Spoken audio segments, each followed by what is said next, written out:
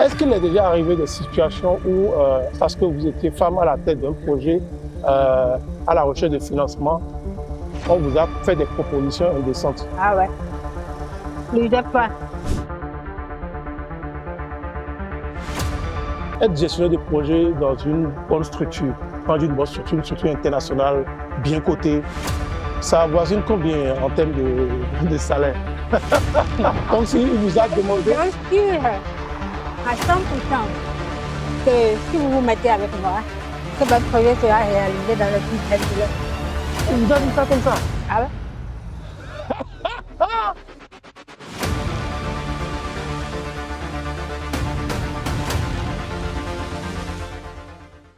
Bienvenue dans votre nouvelle session Pédalons. Aujourd'hui, nous sommes à Ouidah et nous recevons une femme qui pilote les projets comme on pédale un vélo, avec équilibre, avec anticipation et avec audace. Elle est doctorant et a 3 masters différents. Elle est en poste au niveau de la Société de mécanisation agricole. Nous sommes dans le mois de mars, plus précisément dans la semaine de la Journée internationale de la femme. Dans tout projet qui réussit, il y a forcément une personne qui organise, qui coordonne et qui transforme les idées en réalité. Être une femme avec ce profil n'est pas parfois avantageux, surtout quand tu es une femme skinny avec une silhouette aussi fine que notre invitée. Il faut beaucoup de cran, il faut beaucoup d'audace et surtout beaucoup de discernement.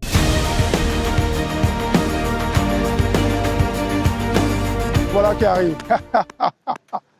Ouais. On faisait la venue avec son propre vélo. Ouh. Judith, bonjour. Comment tu vas? Bienvenue. J'adore ton vélo. En plus, ça va avec la couleur de ton habit. C'est top. Vous connaissez déjà le concept. Et sur ce parcours à vélo, nous allons parler de leadership. Nous allons parler de gestion d'équipe et nous allons parler de défis professionnels. Nous allons également parler de son parcours. D'accord? Comment elle est arrivée là où elle est aujourd'hui.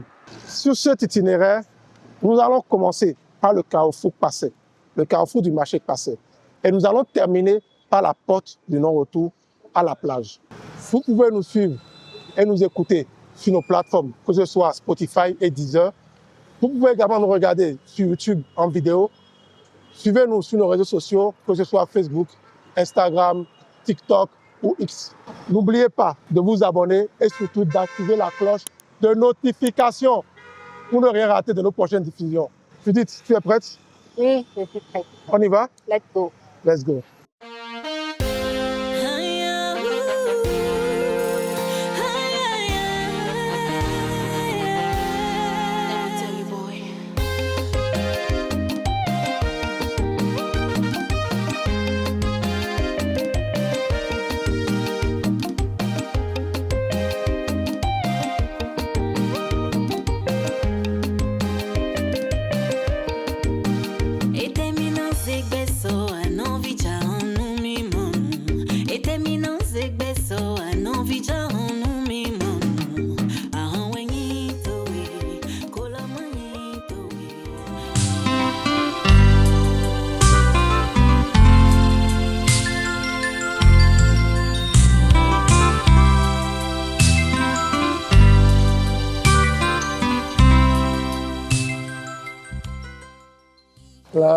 C'est une musique que j'adore beaucoup.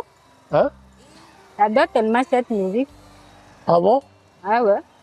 Ah ouais. Tu la connais la chanson? Ouais, je l'écoutais depuis mon enfance. Hein. Ah bon? Mon père avait l'habitude de la jouer du moins fréquemment. Ah ouais. Donc ça veut dire que ton père aussi adorait cette chanson? Ah ouais. C'est une des vieilles chansons. C'est du vrai rétro. Ah ouais, ça c'est du rétro carrément. Tu peux la fredonner? Allez, on essaie. Il faut fredonner, on va voir. C'est pas grave.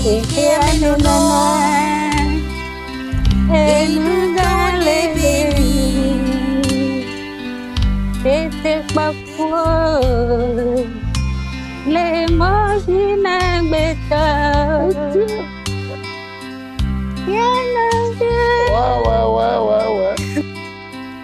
Ouais. Mais on a manqué d'avoir une représentante. Ouais, la voix.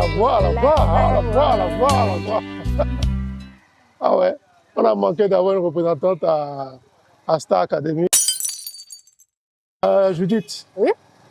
dis-moi, tu sais, souvent quand on parle de spécialistes, d'accord, en gestion des programmes internationaux, ce qu'on connaît communément sous le terme de gestionnaire de projet. Oui. Bon, ce qu'on sait, c'est qu'il faut faire une formation professionnelle, il faut faire l'université, tout ça. Mais est-ce qu'on sait ce que ça veut dire? Être gestionnaire de projet ou être spécialiste en gestion de programmes internationaux? Est-ce qu'on sait ce que ça veut dire? Qu'est-ce que concrètement, c'est quoi? Un gestionnaire de projet, c'est quelqu'un qui pilote un projet. OK. C'est quelqu'un qui a sûrement identifié un besoin Oui. et qui veut apporter une solution à ce problème, à ce besoin. OK. Et donc, en tant que gestionnaire de projet, Oui. il doit penser stratégie. OK. OK. Maintenant, ça, c'est le jargon, je vais dire technique. Mais quand je prends, par exemple, comment on appelle, je prends une bonne dame du marché, ou je prends, par exemple, un simple technicien, qu'est-ce qu'il doit comprendre? De façon terre à terre, de façon simple et directe. C'est quoi un gestionnaire de projet? Donc, il doit comprendre qu'un gestionnaire de projet, Oui. c'est quelqu'un qui a pour objectif Oui. de vouloir résoudre un problème. OK. Et son rôle Mhm. est de faire une planification, Oui. est de chercher les moyens. Uh-huh. Et quand je parle de moyens, je parle de moyens matériels, Oui. moyens humains, ressources humaines, Oui. je parle du budget Oui. pour pouvoir résoudre ce problème. OK. Hein?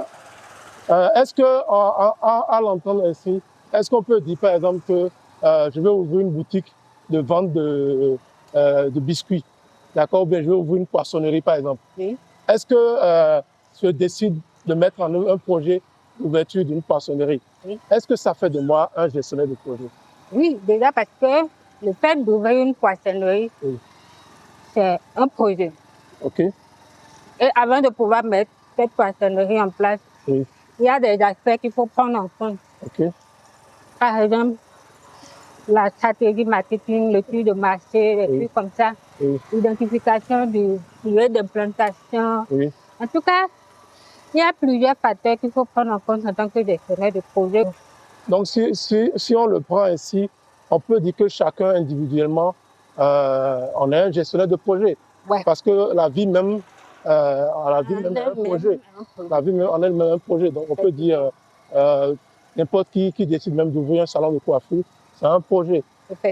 Maintenant, dans ce cas-là, est-ce qu'on a besoin de faire Bac plus 30, Bac plus pour être gestionnaire de projet? Ou c'est fondamental peut-être pour des organisations ou des institutions d'un certain niveau, ou des projets d'un certain niveau? Bon, d'abord, pour pouvoir travailler sur des projets d'envergure internationale, Oui. il faut avoir un certain background. Forcément. En termes de cursus, de parcours scolaire, Oui. en termes de compétences, Oui. en termes d'expérience professionnelle. Vous voyez? Oui. Moi, par exemple, j'ai fait un bac plus 5 en management des projets internationaux. OK. OK. Et j'ai des connaissances, j'ai des collègues qui ont juste un master, qui ont juste une licence en management de projets. Mais pas en management de projets internationaux. OK. Donc, du coup, pour être un gestionnaire de projets internationaux, il faut forcément faire un master en management des projets et gestion de projets internationaux. Du coup, là, par exemple, excusez-moi, à ma connaissance, c'est uniquement l'Université Senghor d'Alexandrie qui propose une formation de ce genre. Un management de projets internationaux.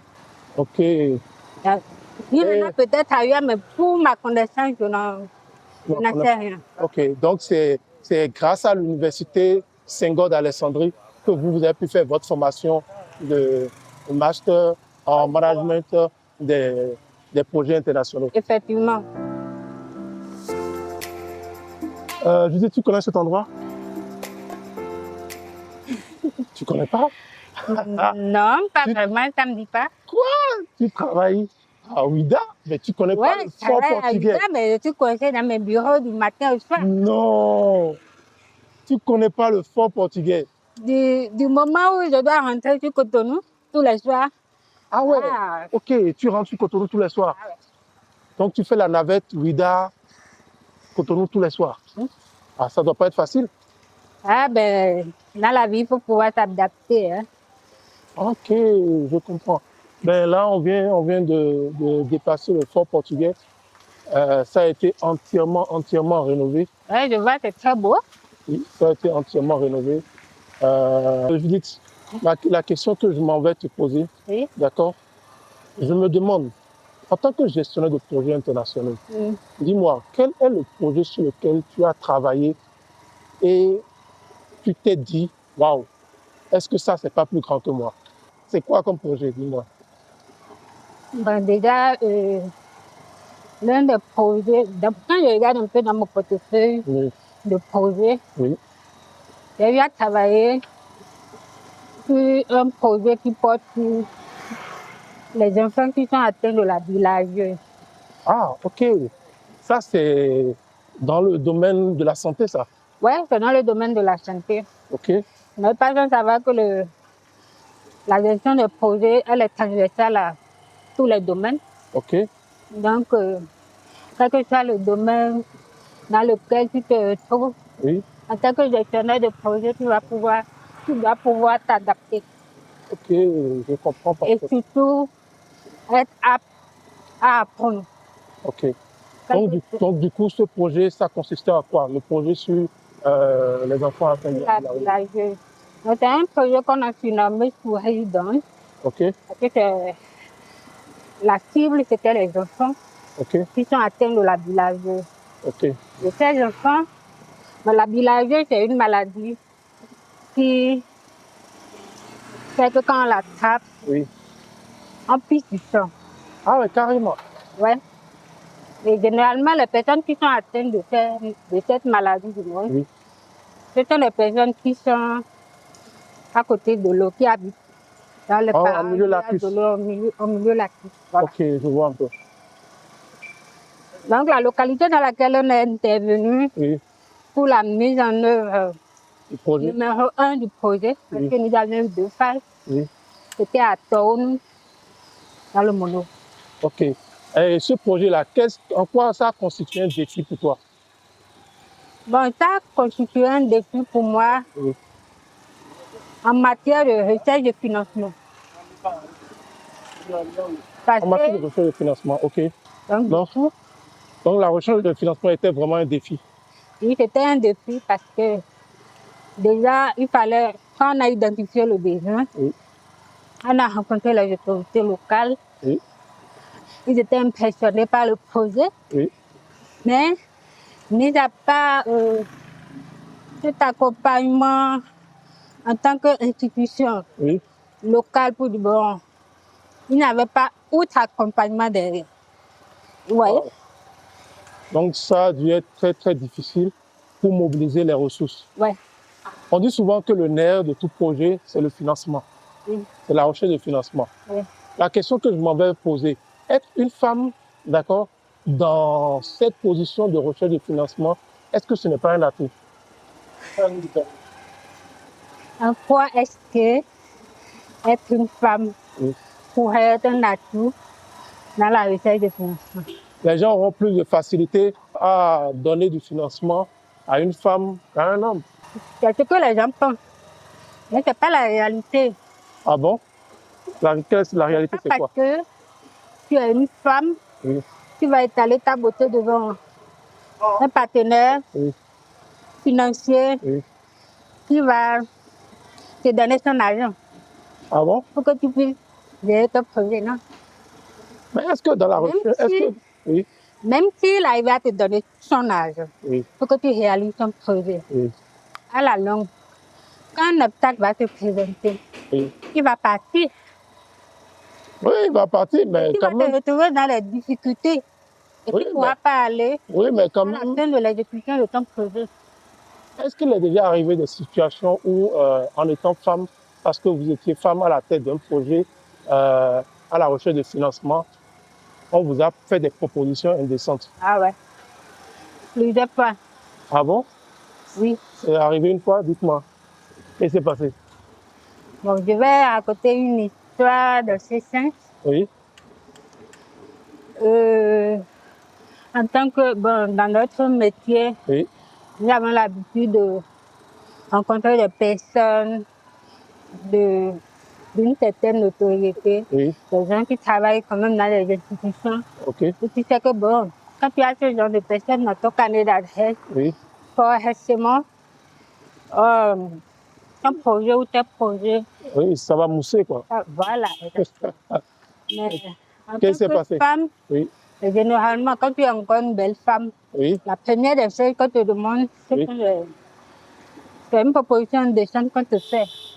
Ah, Bah, tu vois, madame, vous êtes belle, vous avez un projet vraiment intéressant, et tout et tout. Mais voilà, et il y a une personne qui vous a déjà fait ça, c'est ça? je vous fais cette anecdote en fait. Ok. Et comment Un vous avez projet réagi? vraiment intéressant et tout et tout. Oui. Mais ça fait que vous me plaisez. Ah, il vous a dit ça comme ça? Ouais, Carrément. et Donc, il vous a demandé. je suis sûre à 100% que si vous vous mettez avec moi, que votre projet sera réalisé dans le plus bel délai. Il vous a dit ça comme ça? Ah ouais? Ah, ah ouais, carrément, sans détour. Attendez. Eh bien, vous avez réagi comment là?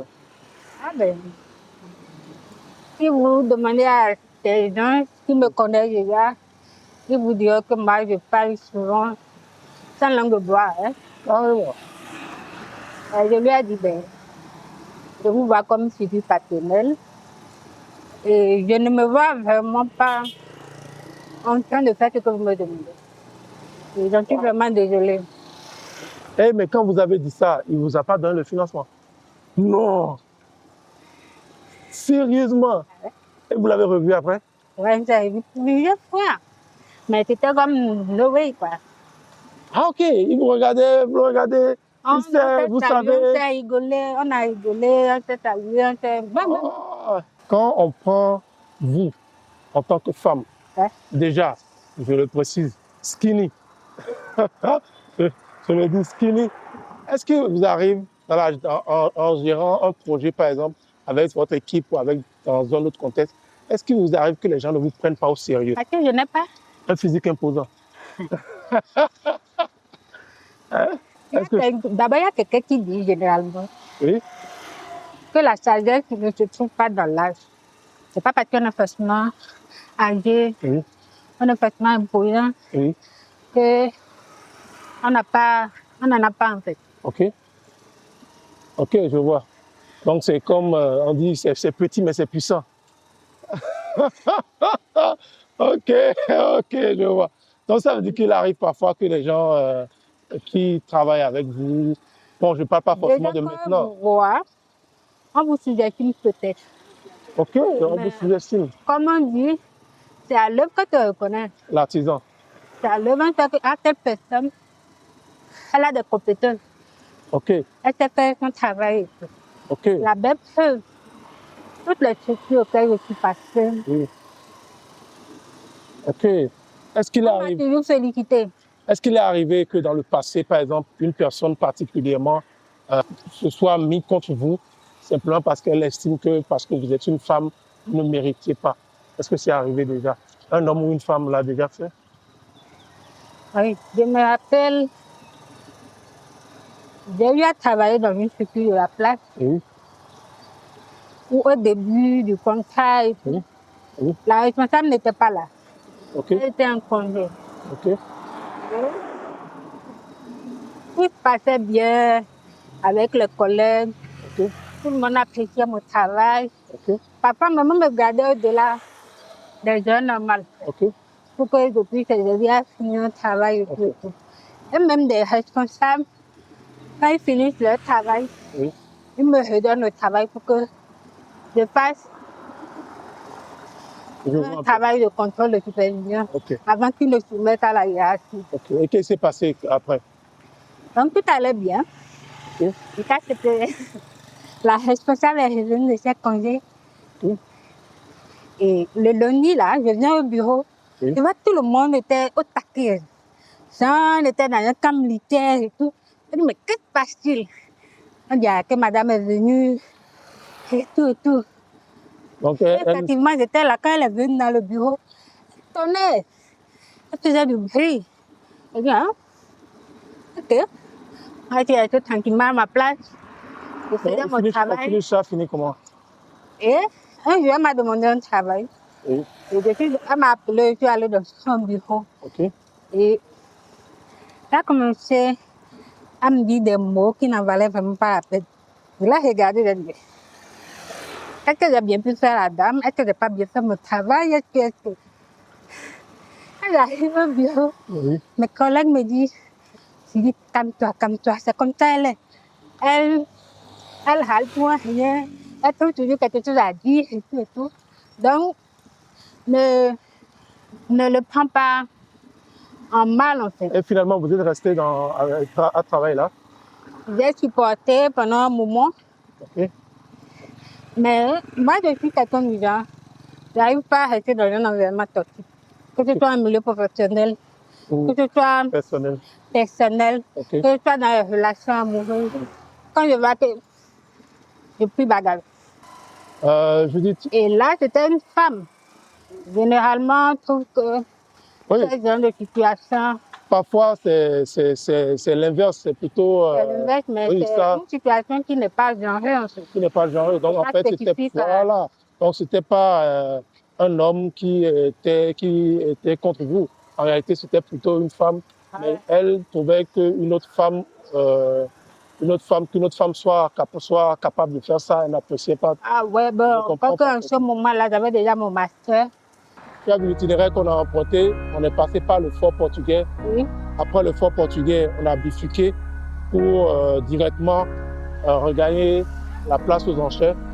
De la place aux enchères, on est descendu totalement par la voie où il y a les maisons qui ont été entièrement... les clôtures ont été entièrement reconstruites. Les clôtures ont été entièrement reconstruites, les toitures, tout ça a été entièrement reconstruit. Même la route sur laquelle on est actuellement, à la base, c'était que du sable. C'était que du sable. Quand tu venais arriver avant, c'était que du sable. Et il y avait les statues à gauche et à droite. C'était presque ce qu'il y avait juste avant sur le circuit. Aujourd'hui, on emprunte cette voie-là qui est faite de pavés de tôle. C'est tout à fait aménagé. C'est beaucoup plus de qualité, c'est beaucoup plus résistant, c'est plus beau quoi. Tu vois, les maisons par exemple, les toitures, là par exemple c'est un lieu de culte qui a été entièrement, tu vois, la clôture a été entièrement refaite, les toitures ont été reprises, tu vois. L'as sur laquelle on est actuellement, c'est l'as qui conduit directement vers la porte du Nord-Retour, vers l'arène de Ouidah et vers le bateau, la réplique du bateau. Voilà, tu vois un peu. À la base, tel que c'était fait, quand ils ont fait la route, la porte du Nord-Retour se retrouvait à gauche. Mais quand ils ont voulu reprendre la porte du Nord-Retour, le Nord-Retour de telle sorte que ça s'est retrouvé de façon centrale au bout de la route. Tu vois, et je trouve que c'est très intéressant. Je m'en vais te poser une question. Si tu dois regarder ta carrière et faire un bilan, est-ce que tu peux dire que c'était une route tranquille, sans pépin, ou c'était une montagne russe avec des hauts, des bas, ou carrément c'était des nids de poules avec des trous partout? La vie en elle-même, elle n'est pas facile à la base. Oui, la vie n'est pas même façon. La vie n'est pas linéaire. Parfois, tout est rose. Oui. Parfois, tu es tout dans des difficultés. Okay. Et quand tu te retrouves face à des montagnes russes, face à des nids de poules, c'est la même chose que dans la carrière. Ok. Et il faut affronter ces défis-là. Ma carrière n'a pas été beaucoup linéaire depuis la base. Vous l'avez dû constater par rapport à mon profil. Oui. À la base, j'ai fait les banques finances. Ah bon? Après, j'ai fait le marketing communication. Carrément. Et Ok, ensuite, donc c'est ça qui explique les 3 masters. Waouh! Banque, finance, et ensuite, marketing, communication et au final, management des projets internationaux. Waouh, chapeau. Fini avec la thèse. Chapeau, chapeau, chapeau, chapeau. C'est très, très intéressant. Je m'en vais également poser une autre question. Je m'en vais également poser une question parce que je me demande bien. En matière de gestion de projet, Oui. en matière de gestion de projet, qu'est-ce qui est plus difficile à gérer? Un partenaire de projet qui est très bon, très doué, mais qui est tout le temps dans la contradiction, c'est-à-dire un élément bloquant, ou un partenaire de projet qui est tout le temps avec vous, disponible, tout ça, mais qui n'a pas les compétences. Quelqu'un qui est disponible, mais qui n'a pas les compétences. Oui. Déjà, moi, je suis en fait des personnes qui optent pour l'apprentissage. Ok, ok. Si tu es disponible et que tu es prête pour apprendre. Bon, si la personne est prête pour apprendre, d'accord, pourquoi pas. Ok. Là, je ne prends pas ça comme un blocage. Ok. Mais si tu es disponible, tu es là, tu ne fais rien, tu ne veux pas apprendre, moi je t'écarte tout de suite. Ça, c'est vrai que c'est compliqué. Hein. Comme on dit, tu ne peux pas être bête et être encore incompétent. C'est pas les deux choses l'une, quoi. Moi, par exemple, moi, j'ai travaillé avec une jeune fille au niveau de mon organisation. Elle n'avait pas fait la gestion de projet à la base. Elle a fait une autre formation, mais elle était intéressée pour venir faire le stage chez nous. Mais j'avoue qu'elle était vraiment apte parce qu'elle assimilait rapidement tout ce que je lui apprenais. Même quand on allait sur le terrain, je n'avais jamais été déçue d'elle. Vous voyez? Et c'était des gens de personnes qu'on rêve d'avoir dans nos équipes en tant que gestionnaire de projet. Je vois un peu. Je vois. Il y a une question qui est un peu pas personnelle, mais pas tout le monde n'aime pas parler de ça. Mais par exemple, être gestionnaire de projet dans une bonne structure, une structure internationale, bien cotée, ça avoisine combien en termes de salaire? J'ai pas envie de dire n'importe quoi. Hein. Comment ça? Comment ça? Déjà, à la base, ça a été toujours un rêve, ça demeure un rêve, de travailler dans des structures comme ça. Mais il y a des offres d'emploi sur lesquelles, quand tu tombes, on te dit voilà, on veut un gestionnaire de projet, on veut tel profil dans telle organisation.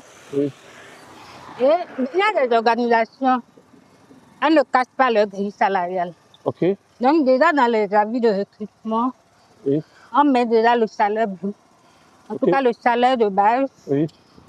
Quel est le plus gros que vous avez vu sur une offre internationale? 2,5 millions. 2,6 millions par an? Non, pas moi. Pas moi. 2,6 millions par mois. Même récemment, j'en ai vu encore. Waouh! Ah ouais. Ça, c'est intéressant, ça. Ça va pousser beaucoup de personnes à vouloir faire carrière. Ça, c'est intéressant.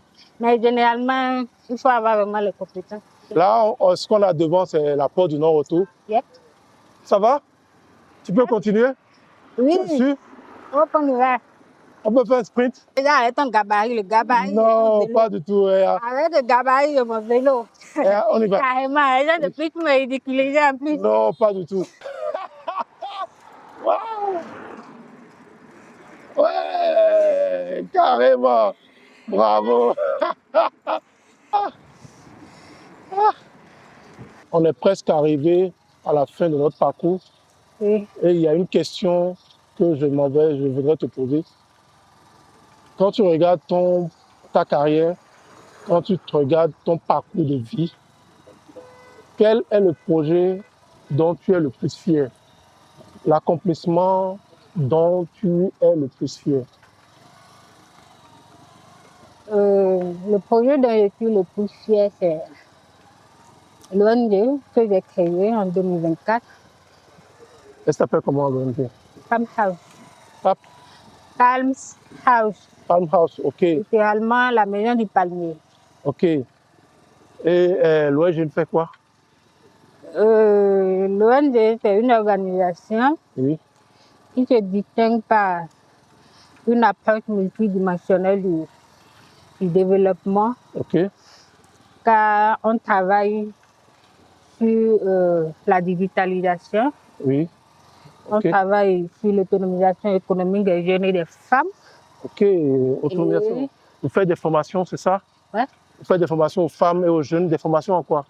On fait des formations en éducation financière, Oui, on fait en entrepreneuriat de façon générale. ok. Et on a un centre de formation Oui, qu'on appelle le CEMAN, ok. le Centre des métiers des arts et du numérique, Ok. où actuellement on forme des jeunes femmes en stylisme, modélisme. En stylisme, modélisme. Ok, je vois. Mais Ça, en plus de ça, on fait également dans les actions humanitaires et sociales. ok, ça c'est super. Ça c'est super intéressant ça. C'est super intéressant. Avoir une institution d'accompagnement aujourd'hui pour les femmes et les jeunes, je pense que c'est un pari très fort. C'est un pari très fort parce que souvent, quand on regarde les couches les plus atteintes dans la société, Oui, c'est les femmes, c'est les enfants, c'est les jeunes. vous faites tout. Et je trouve que c'est un travail très louable que vous faites. C'est un travail très louable que vous faites. Et moi, je ne peux que vous souhaiter que vos objectifs soient atteints, que votre ONG, votre association, qu'elle prenne vraiment un envol d'une autre dimension pour que vous puissiez, les projets sur lesquels vous travaillez, que vous puissiez réaliser ces projets-là. Parce que c'est pour le bonheur de tout le monde. Hein. C'est le Bénin qui gagne, c'est les femmes qui gagnent, c'est les jeunes qui gagnent. Et quand on dit les femmes, c'est aussi les enfants. C'est aussi les enfants. Donc, moi, je vous souhaite beaucoup, beaucoup, beaucoup de bonheur, beaucoup de réussite dans ce que vous accomplissez. Merci. On est presque arrivé à la fin de notre parcours. Tel que je l'avais dit, on a pris la route qui descend depuis la place aux enchères. Et là, on est en train d'arriver finalement vers la porte du non-retour qui est centrale et qui se retrouve sur la plage. On a pris la route depuis Il y a aussi le marché Pathé. oui, le marché passé. Le marché passé, c'était au début. Ouais. C'était au début, complètement au début de notre itinéraire. C'était complètement au début de notre itinéraire. Là, on est au niveau de la porte du non-retour. L'ancienne version de la porte du non-retour qu'il y avait, c'était plus petit. Ceci, c'est d'une taille beaucoup, beaucoup plus grande. Beaucoup plus grande. Les fresques ont été faites, ont été refaites correctement. Aujourd'hui, c'est l'un des symboles, de la ville de Ouidah. C'est vraiment l'un des grands symboles de la ville de Ouidah.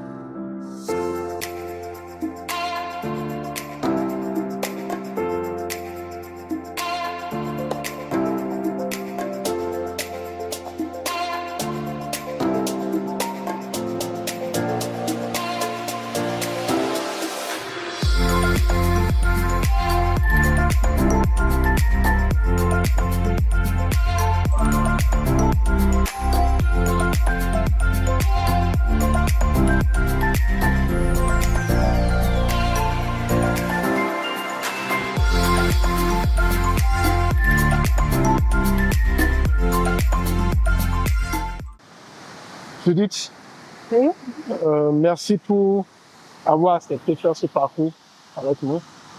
C'est très important. On a appris beaucoup de choses. On a appris les défis qu'il y a à gérer un projet. On a appris également ce que c'est d'être gestionnaire de projet. On a également découvert la ville de Ouidah, on a découvert pas mal de choses, des monuments, des sites qu'on a eu la chance de parcourir. J'ai une dernière question que j'ai envie de te poser. Si tu dois donner un conseil à une jeune fille qui veut embrasser une carrière comme la tienne, qui veut faire cette carrière de gestion de projet, quel conseil lui donnerais-tu? Quel est le conseil principal que tu lui donnerais? Moi-même, je vous remercie pour l'opportunité que vous m'aviez permis de pédaler de pouvoir pédaler dans l'Ouidah et tout. Ça a été quand même une expérience. Je ne savais pas que je pourrais le faire, hein, mais bon. Félicitations, félicitations. Je comptais également sur ma persévérance pour y arriver. C'est une qualité qu'il faut pour être un bon gestionnaire de projet. Ah ouais. Parce que déjà, en tant que gestionnaire de projet, c'est pas un métier qui te permet de rester dans une salle climatisée, dans un bureau climatisé, de dire, bon, je suis gestionnaire de projet, je réduis mes projets et puis je les mets en œuvre et puis ça se réalise. Non? C'est un travail de terrain, de bout en bout. Et si je dois donner un conseil à une jeune fille qui veut embrasser une carrière de gestionnaire de projet, c'est qu'il faut être ambitieux, persévérant et surtout résilient pour pouvoir être gestionnaire de projet. Quand je parle de la résilience, c'est qu'il faut pouvoir faire face aux défis et aux obstacles qui pourront se dresser sur le chemin parce que quand tu rédiges un projet, par exemple, il y a forcément un obstacle que tu n'as pas vu dans ton viseur. Et c'est quand tu seras sur le terrain que tu vas constater qu'il y a telle chose que tu n'as peut-être pas pris en compte dans la rédaction de ton projet. Et ça pourrait bousculer la mise en œuvre de ton projet. Donc, c'est à toi de savoir mettre des plans de mitigation pour pouvoir pallier à ces obstacles-là. Pour que ces obstacles-là ne soient pas un frein à la mise en œuvre du projet. Donc, la jeune fille, à toi, jeune fille, tu dois être résiliente. Vraiment, merci beaucoup pour ce moment très, très intime. Merci pour ces conseils. Merci pour le parcours. Merci pour la résilience. Un petit jeu de fin qu'on fait, d'accord? C'est un petit quiz, hein? Des questions où tu réponds par A ou par B. D'accord? Je te laisse faire un choix. C'est pas compliqué, hein? C'est des choses de base. D'accord? Première question, A ou B, je demande, tu es plutôt lève-tôt ou couche-tard? Les deux. Les deux. Tu es plutôt salade ou viande de porc? Viande de porc. Ah, pardon. Bon, Vano ou Chris Bar? Bon, je dirais Vano. Ok. Vin ou champagne? Ça dépend des circonstances. Mais toujours plat le vin. Le vin. Ok. Plage ou safari? Plage. Plage. Dormir nuit ou habillé? Habillé. Habillé. Complètement. Hey, tu portes veste? Non, pas Ok. Feuilleton ou film d'horreur? film d'horreur. Film d'horreur. Ah, Grand Popo ou Dubaï? un popo. Grand Popo. Dubaï peut-être pour pouvoir aller chercher des informations Ok. et venir implanter ici. Ah, ok. Talon haut ou basket? Les deux. Les Ça deux. dépend des circonstances. Les deux. Ok. Au restaurant, qui paye? Toi ou lui? Qui paye l'addition? Peu importe. Peu Moi, importe. ça ne me dérange pas de payer. Ok, super. Merci Judith pour les réponses franches à ces questions. Pour ceux qui nous ont rattrapés en plein podcast, on a abordé beaucoup de choses. D'accord? On était avec Judith, on a parlé des défis de la femme en tant que gestionnaire de projet. Quels sont les défis, quels sont les challenges auxquels elle est confrontée. Elle a également parlé un peu de son parcours. D'accord? Elle a parlé un peu de son parcours, de tout ce qu'elle a pu réaliser. Judith dirige une association qui fait la promotion de la femme et des jeunes, qui fait des formations. C'est bien ça, hein? Oui. Qui fait des formations à ces jeunes-là, des formations dans plusieurs domaines, l'informatique, le stylisme, le digital et pas mal de choses. N'oubliez pas de vous abonner pour ne rien rater de prochaines diffusions. Judith, on a un cadeau spécial, d'accord? Ce n'est pas grand-chose, ce n'est pas une médaille pour avoir accompli ce parcours, mais c'est un petit cadeau qu'on t'offre gracieusement. C'est un t-shirt à l'effigie de Pédalon, d'accord? Un t-shirt à l'effigie de Pédalon. On espère que tu vas adorer, c'est à ta taille, d'accord? C'est à ta taille. C'est bon? Merci beaucoup. Chaque semaine, une nouvelle vidéo. Pour participer ou recommander des personnes, vous pouvez nous contacter via notre adresse email pedalonclub@gmail.com ou nous écrire directement par WhatsApp sur le numéro qui s'affiche là. Merci à tout le monde, merci à l'équipe technique, merci aux cadreurs, aux chauffeurs, à la logistique, aux pilotes de drone. Merci à tout le monde, merci. Rendez-vous pour le prochain numéro. Ciao. On dit au revoir. Au revoir.